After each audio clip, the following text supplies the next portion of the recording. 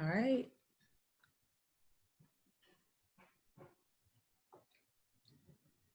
Welcome to the Your Money Hour podcast. I am your host, Dakota Grady. And today's guests, the guests I say are Diane and Charles Woodford. They are from, well, they've been traveling around the country, I say, and maybe been all over the globe, but I'll let you all tell who you are. They are, well, Diane is the author of the book, Cleary Ready, which came out, I think, last year. Is that right, Diane? Yes. So you all have the floor. Welcome to the show. All right. All right. Well, thanks for having us, Dakota, here on Money Matters. I am Diane Woodford, author of Clearly Ready. See yourself in your next season. I'm Charles Woodford. I've been supporting the project as well. I am a retired critical care nurse, author, mentor, coach, women's ministry, and speaker. So yeah, that's what I do. And Charles, sorry, and the co-host of the Love Drops podcast. Yes. And I'll start out with that, co-host of Love Drops podcast. I'm retired from the federal government and my own business. That I had a management agency, and I'm a lecturer, instructor also in holistic health. And Charles, Go ahead. No, I was going to say, and Charles has his book coming out soon. Yes, the book will be coming out soon. It's entitled Tai Chi with Master Woody, a holistic approach to health for life. Yes. All right, so let's talk about Diane's book. Came out last year, Clearly Ready, and talk about that, like the process from you writing to editing to actually publishing, and let's talk about that. Since we're both authors, is this your lady first? Go ahead, you got the floor. Talk about your process. All right, so the process for the book started with just a consistent writing schedule, So prior to this book making it to publication, I started repeatedly on different manuscripts, and they all got shelved, and they will come to life at some point. But with this book, we started with a consistent schedule of writing, just a consistent schedule of writing. So I started a 40-day writing journey. I got up at 4 a.m. every day and wrote, and the manuscript got done. So that's how we started the process. Yes. So in terms of that 4 a.m. routine, were you working or were you already retired? Like, what was that like? Yes, so I was already retired and in Nashville, and pretty much full-time just women's ministry and doing a lot of volunteering and on various committees. Yeah. In terms of your support system, off air we talked about that. Having Charles was something that was important. Can you talk about that, how having a support system is important in terms of you writing your book?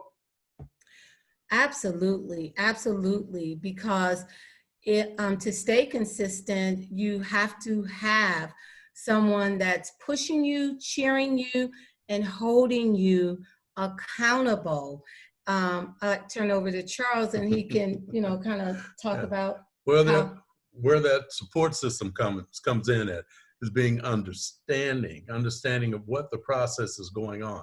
Getting up at 4 o'clock in the morning with Diane to get her started with the coffee, make sure it's a nice quiet space for her to work in, getting her going there, and then once she's going, then I get a chance to go back to sleep, get the support, back to sleep. But the first thing is to get her started every day, during those 40 days, 4 o'clock, get her going. After that, then I can just ease on in the background while the motor is going, her creativity is going, the words are coming from her brain onto the paper. So did you do an outline to get everything started, or did you just have everything in your mind and you did like a mind dump, as you say? That's a great question. So what happened was the 40 days of writing, I have a blog, Paths to Transformation.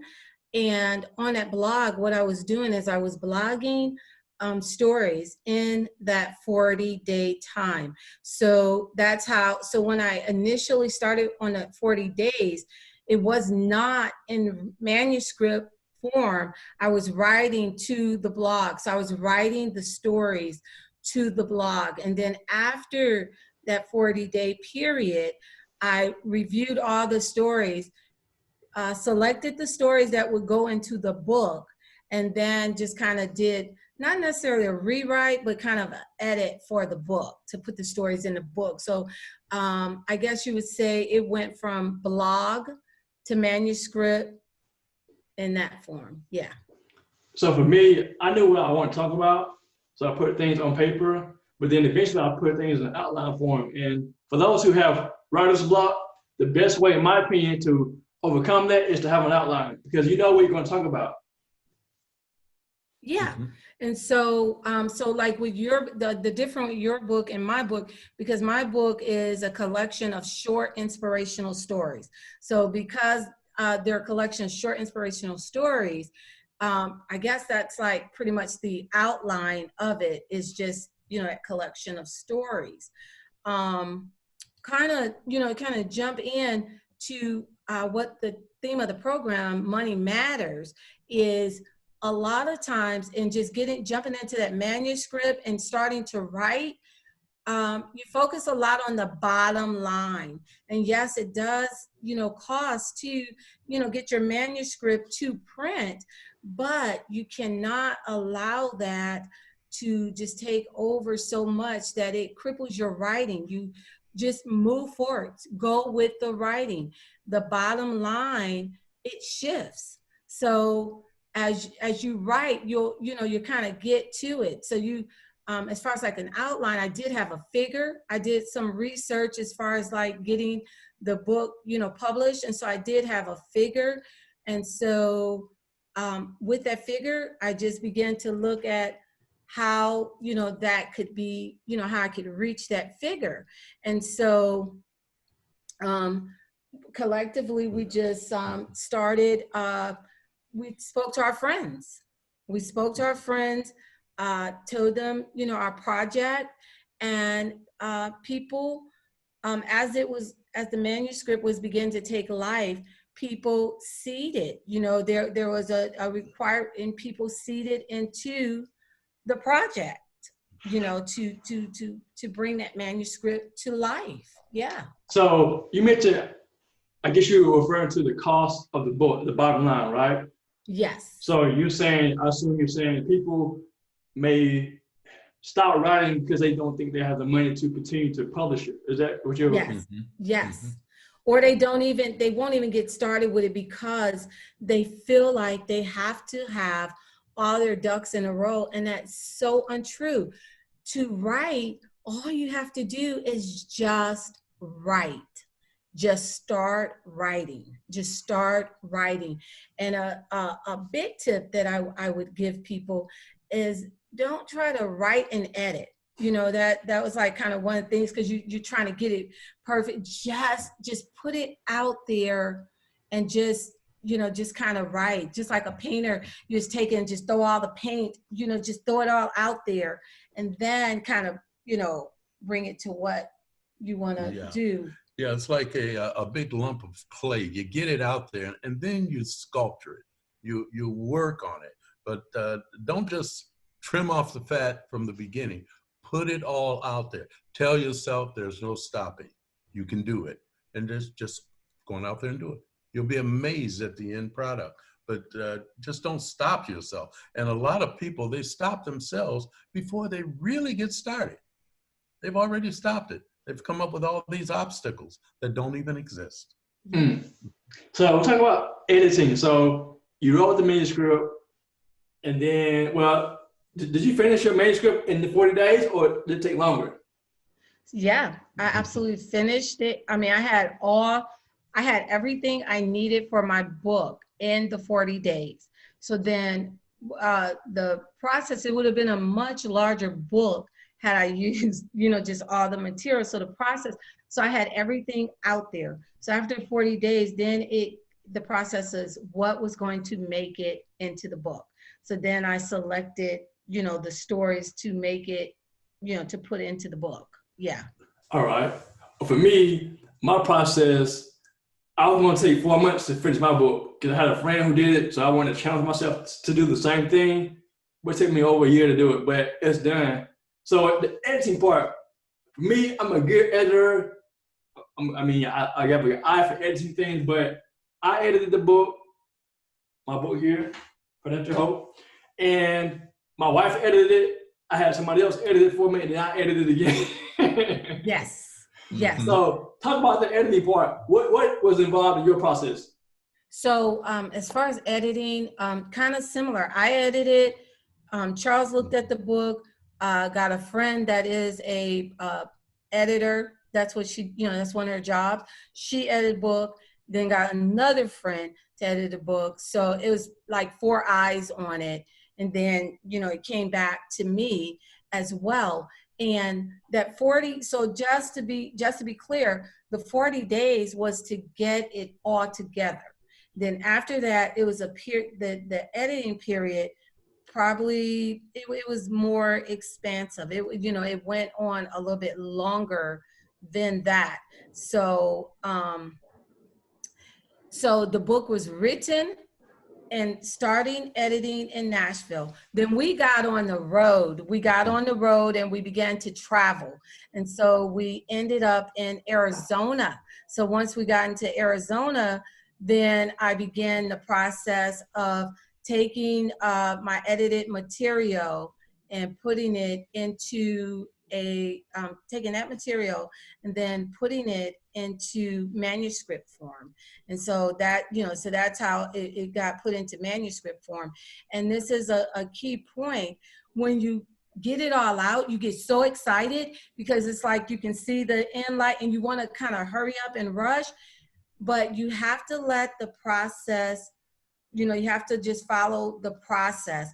And so in that, it was just kind of like a slow down. That editing point is a slow, kind of like a slow down. You want to rush through it, but you find yourself just keep going. And so in that editing point, you have to get to a stop line because I could still be editing the book now, just still going, because it's just like you keep finding things. So like, that's where the outline that you said, because you keep wanting to change it and be like, oh, I could, do this, and this. And I mean, it was to like the very minute with the title, because I had one, running title and then, it changed. So in Arizona, when I finally got to the editing point and the manuscript was edited, I came up with this. And so I took my manuscript, I took it to Staples, right? And we had them bind it and, just kind of put it on this form to, like this is the, first part of the process, right? So it's a big achievement there. And so, yeah. So for me on mine was basically uploaded to, I uploaded mine to Ingram Spark, and they're in Smyrna, Tennessee. Okay. So after I edited it, and then uploaded it to Ingram Spark, and then let's talk about the distribution part of it. So after I uploaded it, I converted it to an ebook and then the actual book. Talk about yours. I mean, I self-published too, and you self-published as well. Right. So after you had it edited, what was next for you? So I went through 48-hour print company, and it was referred by a friend, and I went with them because they do a print on demand, and I, can have books shipped if I need them shipped in volume. That I can, just have them shipped in for the speed, because we were on the road. So you have to, again, we started in Arizona. Mm-hmm. Yes, we did. We started the book in Nashville, edited in Arizona, got the book in Arizona. And so we just have it in book form. We are looking to do like ebook and audiobook, like what you're doing. But right now it's just, we just have it here, we just have it in form, paperback. So what we did is we sent it off, we got a proof back, and then we expedited the process, because once we received our books, we left Arizona, went to Colorado, left Colorado, went to California for our first book sign. So, it's kind of speeding up a little bit into that. Yeah, and the book signing in California went very well indeed.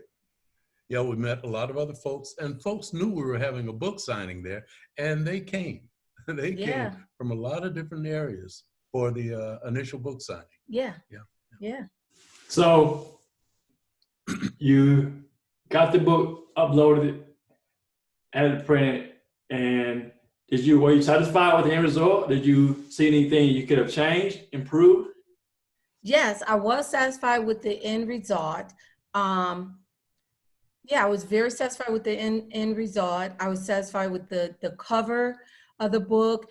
And that's another thing, because that, using your resources. So we have a friend that's an artist. So we gave him our vision of, what we wanted on the cover as far as the picture. And he nailed it. He painted out for us. And he has a gallery actually in Clarksville. His name is Ola. So he has a gallery in Clarksville, Tennessee. And he was very instrumental. And also our nephew. Right, and our nephew did a drawing as well in the book. I was very happy, but one of the things I will say is, like, once I got it back, with all the editing that we did, once I got it back and kind of read, I saw like maybe one or two things in the book. And for me, again, it was like that speed, because they send you the proof. So even when you edit it and you clear it with your editing, just be careful when you get your proof. You always want to get a proof back. It's worth the investment. And when you get that proof back, you want to look at it very, very carefully to just make sure. But because I needed it like right away, time was of essence. It kind of slid, that kind of slid in. Not a big deal, but when I reprint, I will, make a few, modifications there. So the marketing piece, can you talk about what you did to get yourself out there? You mentioned the book signing. Talk about that, the book signing, and then the marketing piece for your book. So as far as the marketing piece, I would say word of mouth, bar none. Regards all the social media and all those things, the word of mouth. So what happened, we'll full circle it. So I had friends invest. The friends that invested in, they were one of the first ones to get the book. And so when they got signed copies of the book, then that was word of mouth right there. Family members, word of mouth, book signing, and just a lot of what my marketing came in is that I passed the book on, so I signed the book. So if it was people that were in head of groups, nonprofits, or different things like that, then I signed the book over and, just gave it to them to get the word out. So as far as marketing, your best thing is word of mouth, is word of mouth. Again, back to your subject, just on a budget and, just kind of the money component of it. Be very careful, because it's kind of like a snowball, and you want to just really get going. You want to get your product out. You want to do shirts. You want to do all of these things. And you have to be careful not to put the cart in front of the horse. So with all the lessons and just the wisdom we got in the first piece of getting the book out, we put a lot of money into marketing. We put a lot of money, just paying for the shirts and just doing things like that. So what I would advise is just do pre-sales. If you do pre-sales, then that kind of helps, with your costs and your collaboration, so kind of like with your marketing, kind of pre-sell the book, and instead of like just buying them up first, because then you got inventory on hand and you need to sell these books. So, you put all this money, but you got to sell them. And then if you're like us, you're signing and giving the books away. And I know you know that as well. So that's like one of the things. So with pre-sale, that kind of, when you have a heart to, kind of like give, that kind of helps you out. Yes, it does. I think we were giving away more books, but we looked at it as seeding more books. We met a lot of people. They knew something about the book and something about the contents of it. So we were seeding the books as we were going along. And then say for example, we give it away, and then they order. You give one book away, and then they come back and they say, I want 10 books. Yes. So that truly as far as marketing, you have to be willing to invest, money into what you're doing, but you got to do it wisely. As I'm sure you can't be giving product away. It finally got to a point where it was like, I can't be giving, because, and another marketing thing, 50% of the profit sales of our book, we are donating to a nonprofit, From Your Father. So last year, like just a few months after the book came out, we were able to donate $1,000 to them at Christmas time, at Christmas time. So yeah. So those things work, and they have a way of coming back to you. And from there, we gave away more books, or seeding more books. And a lot of folks that we would meet, and we would have on shirts that's advertisement. And that's another thing. They would ask us about it. They'd ask us about our shirts as we're marketing, and we gave away more books. Yeah. So it was more seeding, but in strategic places. And the marketing piece is important. I heard that the hardest part of the whole process is the marketing. Say that the writing is easy per se, but the marketing part, getting your word out there about your book, your product is challenging. I must say, even for me, it's challenging. But I have given books away, and actually I sold some recently. But I have given books away to get people to know about who I am and what I'm about. So as we wrap up here, you mentioned off camera about collaborations. Talk about how important that is, because I met you all through a guy in Hendersonville. I was actually at an art show, and I got introduced to you all over a year ago, maybe 2 years ago. Yeah, so now you in Charlotte, North Carolina. I'm in South Carolina. We met in Tennessee, but now we're doing a virtual meeting, a podcast meeting, and we know each other from years ago. So talk about how important collaboration is. Collaboration is extremely important, because what it does is it kind of merges two projects. So speaking of collaboration, just earlier this year, you and I were at an event, From Your Father event, where we were able to in person collaborate again from the time we met 2 years ago. And so from that collaboration, we've been, going and just sharing contact information.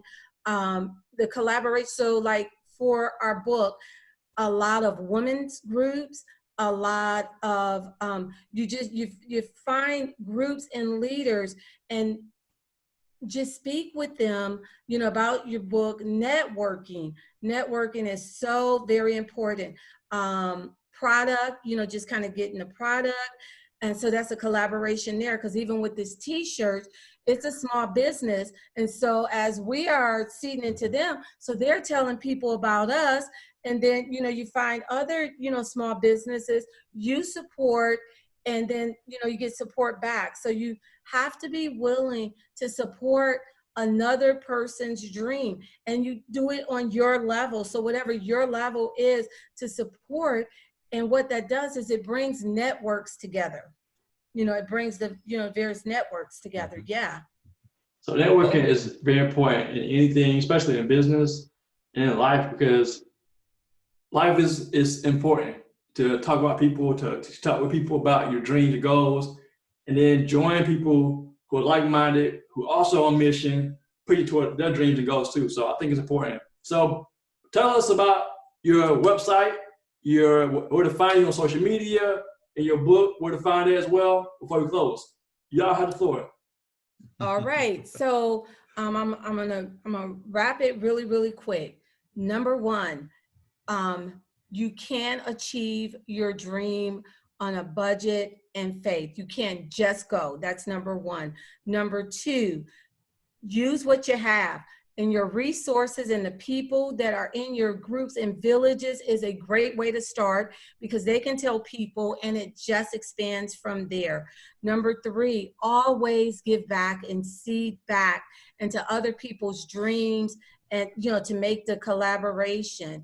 And number four, don't stop going. Don't stop going. Even when it seems hard, even when you bump into a wall, don't stop going. Don't stop believing in what you put out there in your dream. We are Paths to Transformation. That is PATHS, the number 2, the word transformation, TRANSFORMATION.com. That is our website. And good collaboration for that is we were entered into a drawing, and it is being rebranded, and it is at no cost to us. It was something we wanted to do. Again, dream by faith, move, keep going, and things will fall into line for you. So that's our website. Our podcast is Love Drops, 2 words. You can find us on all the major podcasting platforms. Google search it, bring it to us. The book, Clearly Ready, is now being put on a website store. It's the first, time that we had that with this new branding company. So it'll be available on our site. It is not available through Amazon because of the donations that we are, giving to the nonprofit. So it's just on our site that you can get it. You cannot do it alone. It takes a village. You must have a good support system. Mine's is Charles, and I turn it Charles. Yeah, you always need a good support system, and you don't limit yourself. Everywhere you go, you're advertising. With our t-shirts, with our conversation, we set books on the table at coffee shops while we're just discussing just everyday thing. People are passing by, asking questions, additional networking, have your business cards ready, and giving them a point of contact. Continue to do that. As you're receiving business cards from individuals, write on the back of them, where did I meet this person? Because as time goes on, you have these business cards and you forgot where you met the person from. So then when you're following up for additional contact information, marketing, networking doesn't cost you that much. A lot of people think it costs a lot of money, but you just get out there and you do it. Awesome. Well, thank y'all for joining me on the Your Money Hour podcast. Check out the website for them. And where can they find you on social media, real quick? Okay, so Instagram at Clearly Ready and at Paths to Transformation. Twitter at Paths to Transform on Twitter. That's us. Awesome. Well, thanks for joining, Charles and Diane. And we'll talk later. Thank y'all for joining me. Thank you, Dakota. Thanks, Dakota. All right, bye.